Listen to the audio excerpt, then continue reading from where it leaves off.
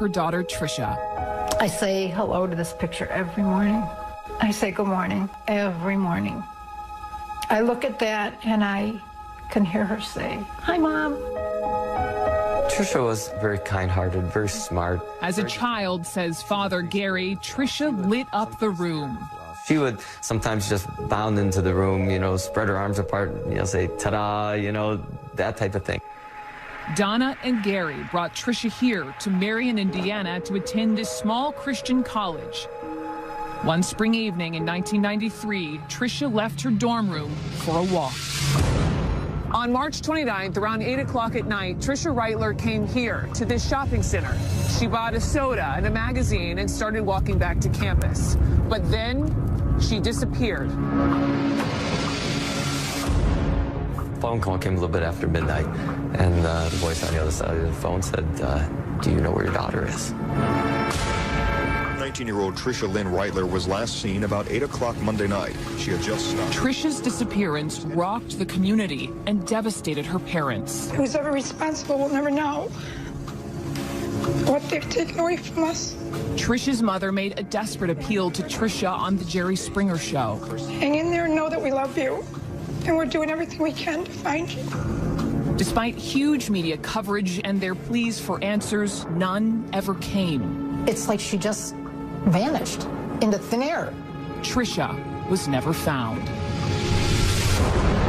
Young college students, they need to be aware. Kristen Zeller was a junior at IWU when Tricia disappeared.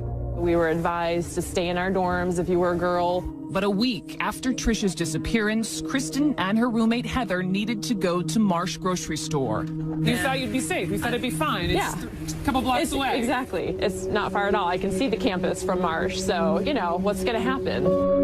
It was getting dark by the time they left the shopping center, walking the same route Tricia would likely have taken. We were maybe halfway up the road when Heather turned to me and said, Did you happen to notice that brown van? And I said, no. Then the van passed again, slowly. We still weren't alarmed. He came by again. A third time. Yep, really slow this time. Looking at us, the hair on the back of our neck started to stand up. The van pulled right up beside them. How close? Show me. His wheels were right on the side of the curb. And this was me, this was Heather, and he leaned over, started to say something, and at that point, we're both like, run, just run. The girls called security, describing a two-tone van driven by a man with mutton chop sideburns.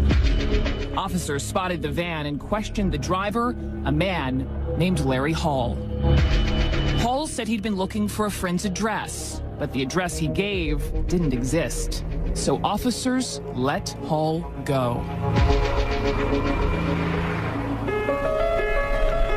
September 20th, 1993, 6 months after Tricia's disappearance, now 15-year-old Jessica Roach goes missing in Georgetown, Illinois.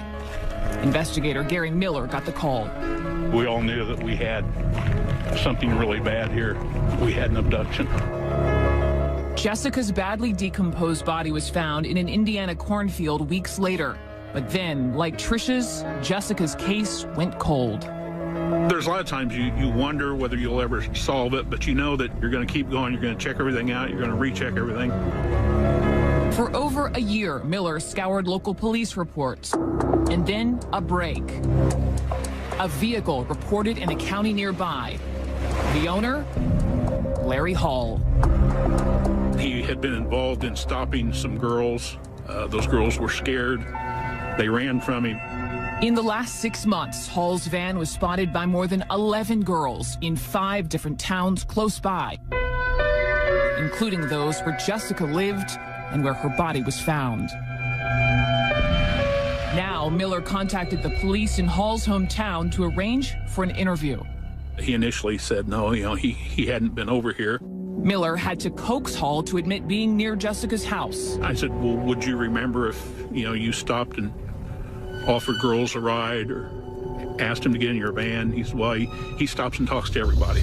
After a few questions, Miller took a gamble and put a photo of Jessica down in front of Hall. He immediately flinched. He turned to his right and put his hand up over his face like he didn't want to see the picture. Told me he didn't think he'd ever seen that girl. Later, a heartbreaking mystery. There's so little that we can do to find her. I just want to bring her home. And the dangerous plan to solve it.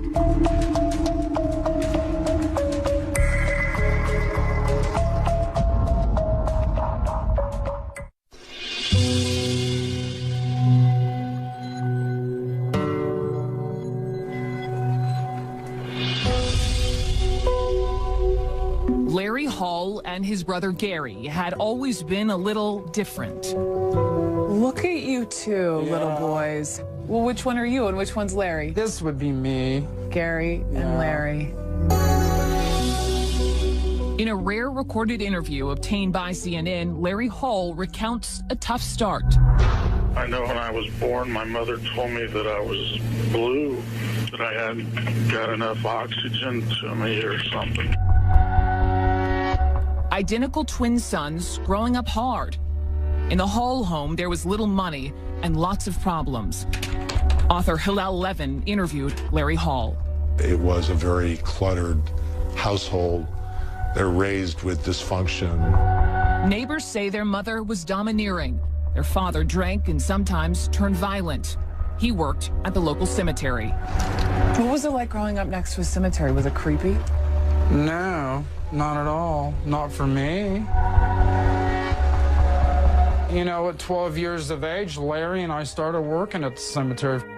As he grew older, Larry had problems fitting in at school. He was always the backward twin. I was the more dominant, outgoing twin. He hung out with what my wife and I and a lot of fellow classmates called the misfits or the stinky crowd. Still, the boys were best friends. And as young men, Gary and Larry developed an unusual new hobby as Civil War reenactors. I met a lot of new friends during that time period, and I was able to travel around and meet them at the battlefields and go on tours and stuff. It was a lot of fun. Larry was hooked, even growing mutton chops from his hairline to his jowl. Though the reenactments helped Larry make friends, he still struggled with women. What was Larry like around young women growing up? Very awkward, quiet, backward. Did he ever talk to you about these urges? He reportedly says he had urges about women. Oh my gosh, it was absolutely, it was out of bounds. I had no idea. Jimmy Keene grew up 135 miles away in Kankakee, Illinois. He didn't know Larry Hall, and he had no idea that their worlds would someday collide.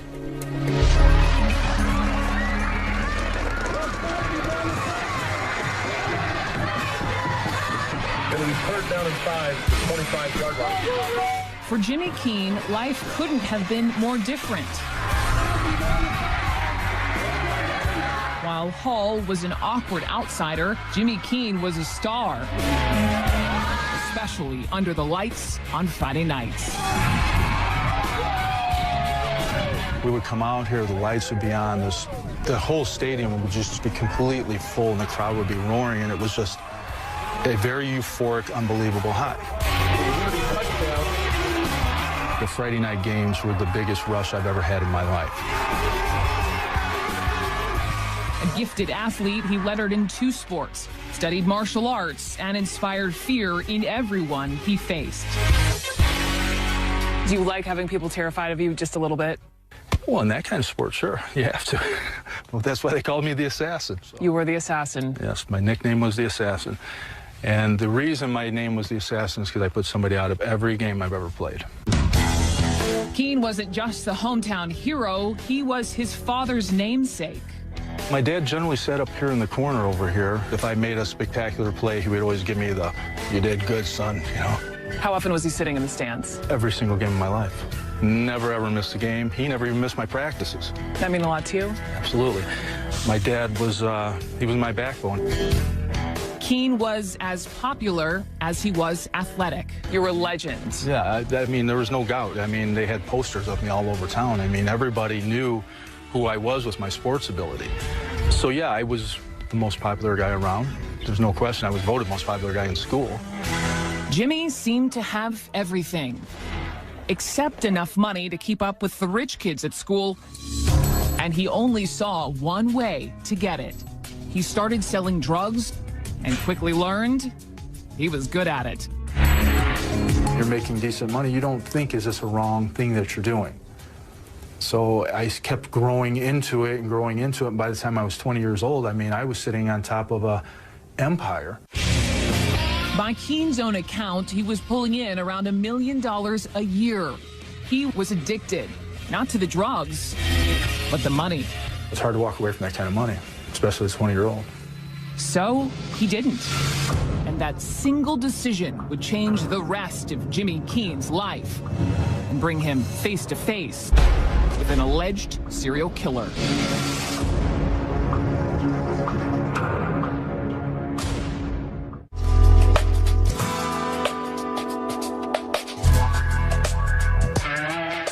Your license plate, extra HP. Extra HP.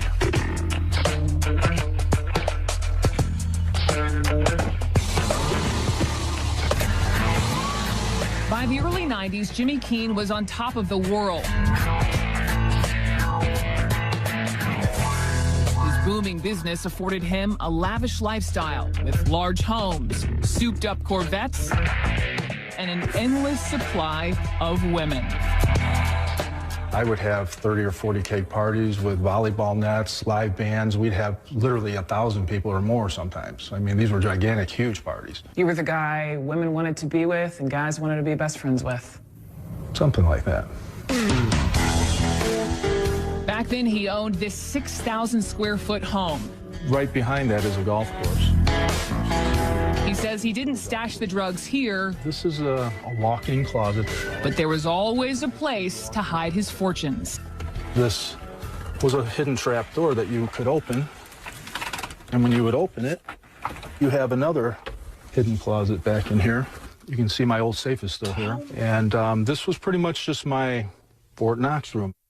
For 15 years, Keen's empire remained hidden and growing. But as he lived the high life, his father fell on hard times, nearing the brink of financial ruin. My dad, to me, was Superman. And to see him in such a hurt way really killed me. So Jimmy used his drug fortune to bail his father out, then continued to support him. Even though it was coming from something wrong, I felt I did something very right to make his world right. But the money never seemed to be enough, and Keen couldn't stop watching his back.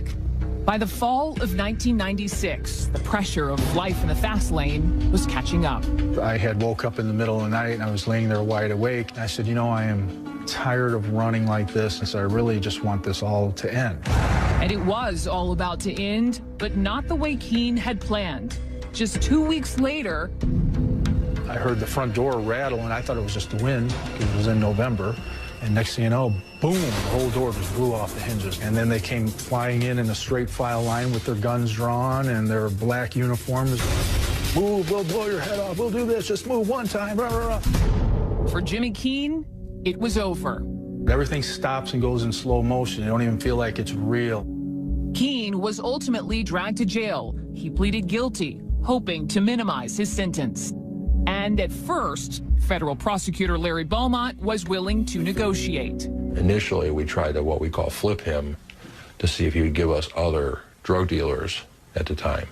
And I think he refused, so our reaction was to make sure he gets the maximum penalty. Beaumont got his way, and Keen got 10 years. It knocked the life out of him and broke his father's heart. Any hopes and dreams he had had for me at that point in life were gone. He was crushed. I mean, he was very crushed. Jimmy Keen could not imagine a way out, nor guess that a man he'd never met might someday provide him one.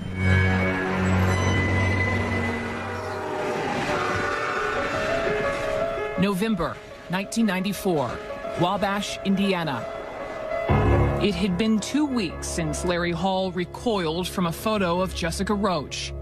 And investigator Gary Miller had a gut instinct. I really think we're onto something here. This guy portrays this weak, timid person, but, you know, I don't think he truly is. Miller thought Hall was vicious, and as the investigation unfolded, Miller also thought he knew how Hall abducted Jessica Roach. When he first seen her, she was riding from toward the house, going down this way. Hall followed and stopped to talk. Jessica got scared and backed away. That's when he opens the door, grabs her. There's a physical confrontation where he overpowers her, put her in his van, and left, probably going up this road right past her house. In an interview in the Wabash police station, Hall surprised investigators by explaining what happened next. I tied her up, but I can't remember with what. I took her pants off. Hall said he raped her and led her off through the woods. I laid her up against a tree and put a belt around her neck, and she stopped breathing. Hall said he strangled Jessica from behind, so he didn't have to see her face as she died. And that wasn't all. All of the girls looked alike, Hall said. I cannot remember all of them. I picked up several girls in other areas, but I can't remember which ones I hurt. Several girls in other areas. There were more victims than just Jessica Roach. Hall said he'd also been near the campus of Indiana Wesleyan University, where Tricia Reitler had disappeared. I was over there because I needed to be with somebody. There was a small shopping center. I had a van. Hall said he raped and strangled a girl here too. Then he identified his victim by pointing to Tricia's picture. Tricia's disappearance had remained a mystery for 18 months. We were just kind of sitting on the sidelines waiting for information to come in. With little evidence and local police insisting on another suspect, Tricia's parents, Gary and Donna, still suffered. I know with each thing that came in, the urgency was great, and the heartache was great too, and the anticipation and the hope. Hall's confession meant the Reitlers might at last find their daughter, and that Gary Miller had found the killer of Jessica Roach. But the next day, Hall changed his story. As I was talking to him, he said, well, I was just telling you about my dreams. And that didn't really happen. He said it was just my dreams. And I said, well, Larry, that's not what you said. You said this had happened, and that, you know, you didn't like talking about it because you didn't like the things that you'd done, but you never mentioned it being a dream. But he stuck to his new story. Larry Hall was recanting everything.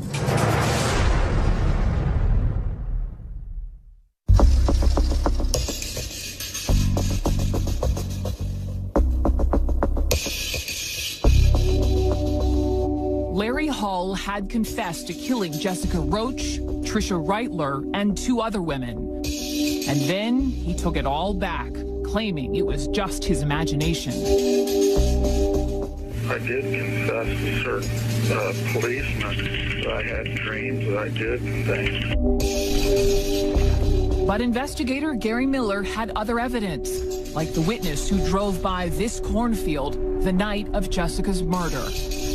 That person testified he was absolutely sure that when he went by here on that night, there was a van, there was a guy coming from the cornfield getting his van.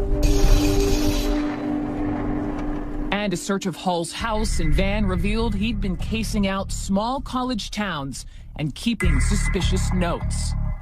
Seen joggers and bikers, many alone. Check colleges, parks, seen some prospects. Hall also made lists for the hardware store. Buy 2 more plastic tarps. Cover all floor and sides of van. And Hall wrote himself troubling instructions. No body contact. Buy condoms. Buy 2 more leather belts. Find one now. Amongst Hall's things, investigators found newspaper clippings about Roach and Reitler, possessions from other missing girls, and pornographic pictures Hall had. This program contains graphic material, including offensive language. Viewer discretion is advised. Altered. In those pictures, he had drawn what looked like a rope or a belt around the neck of one of the people, and on the left side of the mouth, he he had drawn blood. Hall insisted it was all just staged to make a play for attention, to feel important to police. I put a bunch of stuff in that van that I drove around with because I knew they'd eventually search my van and find him. During Larry's trial, his twin brother Gary tried to provide him an alibi. Still, federal prosecutor Larry Beaumont got Hall convicted of kidnapping Jessica Roach. In the federal system, if you're guilty of a kidnapping, if that kidnapping resulted in a death, then under the sentencing guidelines, it's mandatory life term. The Jessica Roach case was over, but the disappearance of Tricia Reitler remained unsolved, and her parents, Gary and Donna, could not stop looking. We walked the sides of the roads. We walked the riverbeds. You know, we looked under the culverts. You know, we ended up going to crack houses because somebody had a lead. If you see something on the side of the road, a garbage bag, whatever, it's like, could that be her?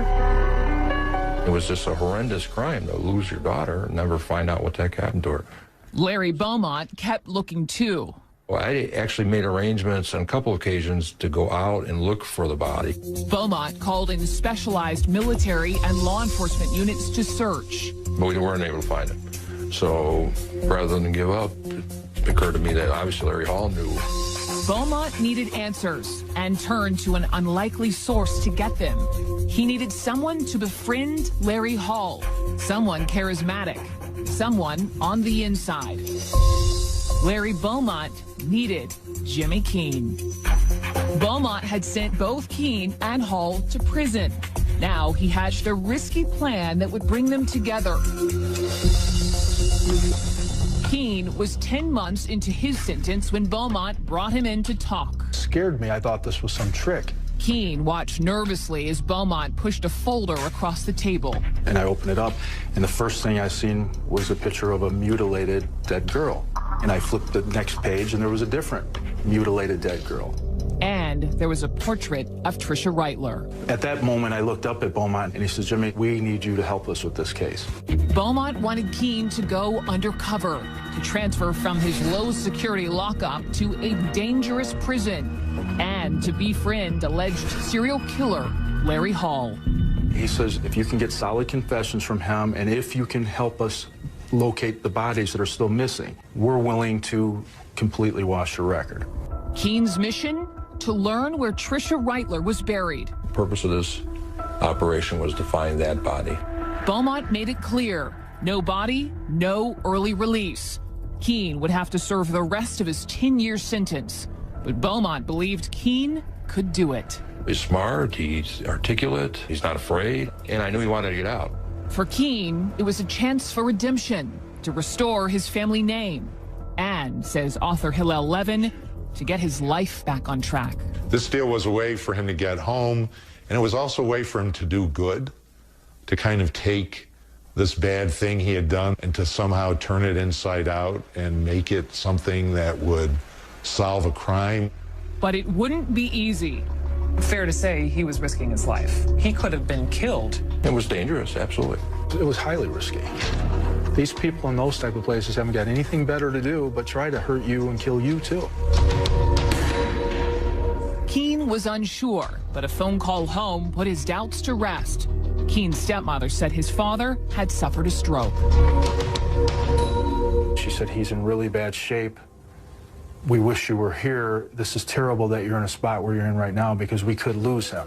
Keene needed to get home to Kankakee fast, and there was only one way to make that happen. He had to face an alleged serial killer first. I just thought, you know what? However bizarre or how far out or whatever this mission that Beaumont wants me to go on, I'm going to do it.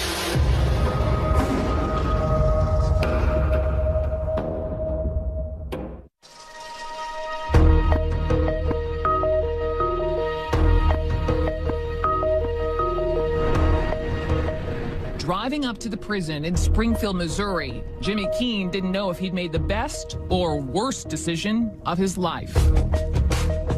I started to get cold feet, and I looked at the U.S. Marshal and I said, listen, I said, you know, how do we know Beaumont's going to live up to his word? They all assured me he would. And I said, well, you know, I'm not really sure if I can do this. But there was no turning back, and he needed to prepare. Agents had warned him to be careful. We don't want you to approach him for at least 6 months because he's a very cagey individual. If he senses one thing wrong, he goes into his shell like a turtle and you'll never get him back out once he's in. But Keene didn't have time to wait. He needed to get home to his ailing father. So hours after becoming a Springfield inmate, he spotted Larry Hall and made his first move. I made it a point for us to bump shoulders together. And as we gently bumped shoulders together, I turned around and I said, "Oh, excuse me." I said, listen, I said, "I'm new here." I said, "You wouldn't happen to know where the library is, would you?" Hall offered to show Keene the way. And I just reached over and I kind of slapped him on the shoulder and I said, "Thanks a lot. I appreciate that from a cool guy like you." Over the next week, Keene watched Hall's every move from his cell across the hall. And I walked up to him and I says, "Hey, this is where I'm at." I said, "Are you in this area here?" And he goes, "Yeah, I'm right there." You know, and he bugs his eyes out of his head. I said, "Well, that's great." I said, "You're right by me." I said, "You know what? I told you were a cool guy, and I'm glad that you're by me and all this and that." And that's when he basically offered sometime if I'd ever want to have breakfast with him and his friends. Keene was making progress, slowly gaining Hall's trust. But life at Springfield was complicated and dangerous. So Keene figured out a way to use violence to his advantage. It was a Saturday night, and Hall was in the TV room, mesmerized by an episode of America's Most Wanted about serial killers. Suddenly, another inmate approached the TV. And you could tell this guy had been in for a long time. He was a real big, buff guy. And he just walked up to the TV, looked at everybody in there, and he decided he was going to turn the TV channel. And he turned it. And I found this very interesting. Larry looked at me and very quietly mumbled under his breath. He goes, "Hey, I was watching that show." Keene leaped into action and knocked the guy out. And I nailed him with an uppercut, and then I kicked him through 3 rows of chairs. He was beat up real bad and had to go to the hospital. And they took me and threw me in the hole. It was worth it, and it was a breakthrough with Hall. He not only now looked at me as a guy that he could look at and say, "Wow, he thinks I'm cool." Coming from him, that's a compliment. And now he's also able to protect me. Now, Keene had Hall's trust and had him talking. One night in Hall's cell, he told Keene the truth about what happened to Tricia Reitler.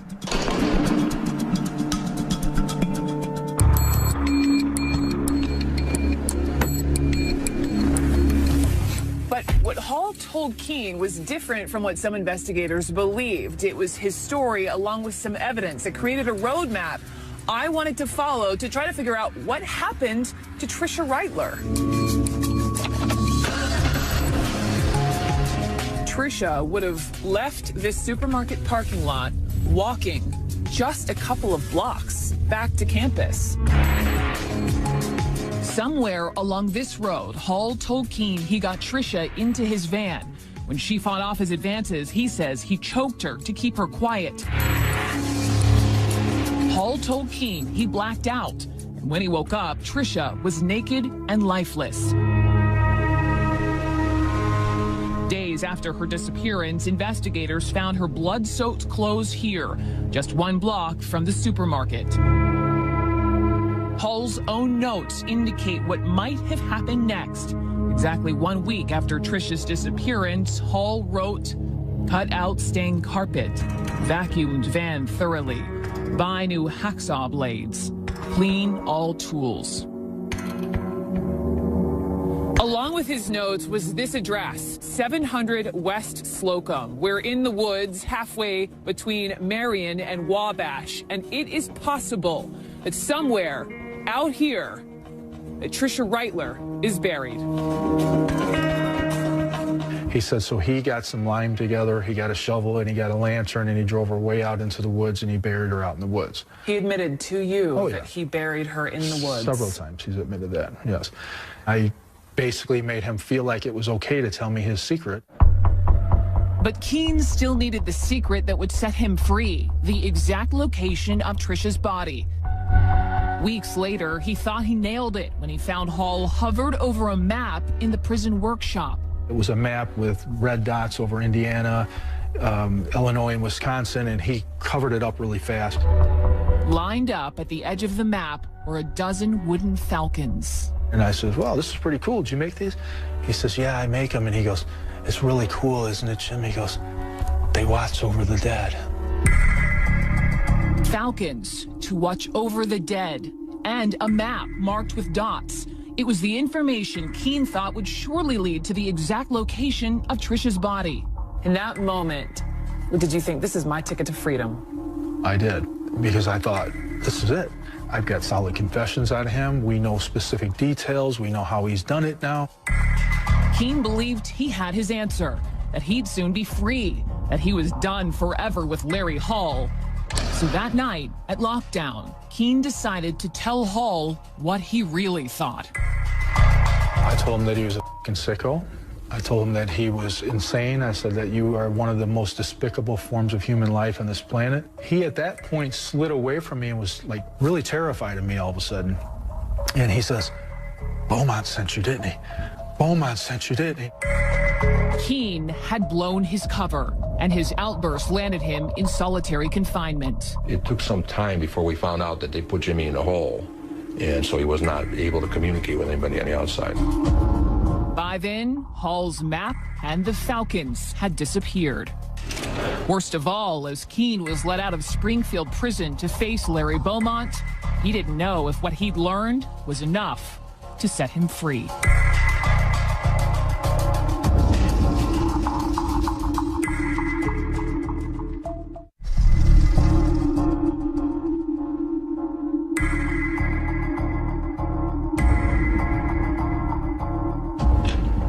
During his months in Springfield, Jimmy Keene got Larry Hall to provide details about several murders Hall was suspected of committing, including Trisha Reitler's.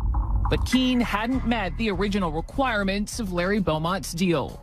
And I told him this myself, made it clear to him, that if we didn't find the body, no credit. Sitting in his prison cell, Jimmy Keene desperately hoped he had done enough. Are they going to be fair and give me what's justifiably right on this, or are they just going to say, here's 6 months? It was a crapshoot. Without a location for Reitler's body, Beaumont had a decision to make. I made arrangements to have him take a polygraph test just to verify what he was telling us was the truth, which he passed, and he did make a legitimate effort to do what we sent him down here to do. So Beaumont urged a federal judge to give Keene credit for time served. Jimmy Keene became a free man and returned home to his aging father. What did you feel like when you were finally released? I was happy as could be. It was a very bizarre roller coaster that I went on. It was, I mean, redemption at its best. Keene had 5 more good years to be with his father before Big Jim passed away.